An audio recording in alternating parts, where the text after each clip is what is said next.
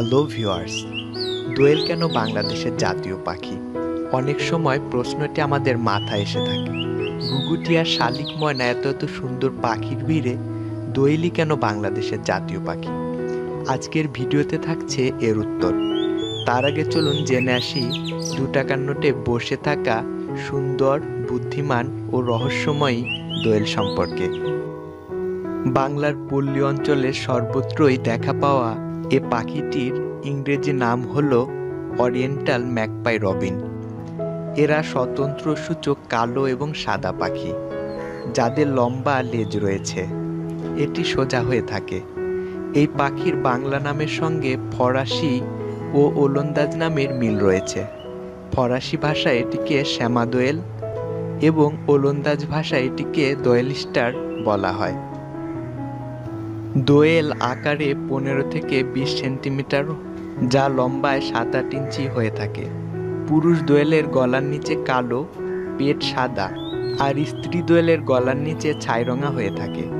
পেটের অংশ পুরুষের তুলনায় স্ত্রীদের অতটা উজ্জ্বল হয় না, তবে দেখতে অপরূপ সুন্দর। প্রজনন সময়ে পুরুষ দোয়েলের শরীরের রং উজ্জ্বলতর হয়। গাছের ডালে বসে স্ত্রী দোয়েলকে আকৃষ্ট করার জন্য হরেক রকম সুরে ডাকাডাকি করে।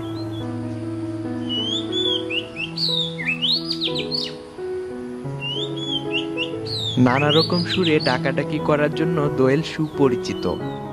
এরা সর্বদা গাছের ডালে মাটিতে লাফিয়ে বেড়ায় খাবারের খোঁজে। এদের খাদ্য তালিকায় রয়েছে কীটপতঙ্গ, ছোট শুঁয়ো পাখি, আবার এরা ধান কিংবা ভাত খাবার জন্য গোলাঘর বা রান্নাঘরে ঢুকে পড়ে। এরা গ্রামীণ সৌন্দর্যকে আরও অপরূপ করে তোলে। তারা তাদের কলকাকলি দ্বারা মানুষকে মুগ্ধ করে। এসব কারণেই বোধ হয় এরা বাংলাদেশের জাতীয় পাখি। তবে কোনো কিছু একটি দেশের জাতীয় করার জন্য 3টি জিনিস সাধারণত ভালো করে দেখা হয়। প্রথমটি হলো ওই দেশে ওই জিনিসটি বেশি সংখ্যক রয়েছে কিনা।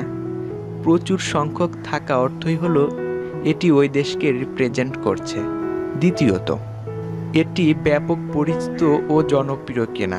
লোকের মুখে মুখে হতে হবে, তবেই সেটি জাতীয় বলে আখ্যায়িত হবার চূড়ান্ত যোগ্যতা রাখে।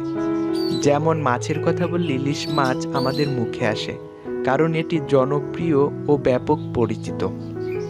তৃতীয় ও গুরুত্বপূর্ণ কারণ হলো অন্য কোনো দেশ এটিকে তাদের জাতীয় করে ফেলেছে কিনা। যদি দোয়েল ভারতের জাতীয় পাখি হতো, তবে কখনোই বাংলাদেশ এটিকে জাতীয় পাখি হিসাবে তালিকাভুক্ত করত না।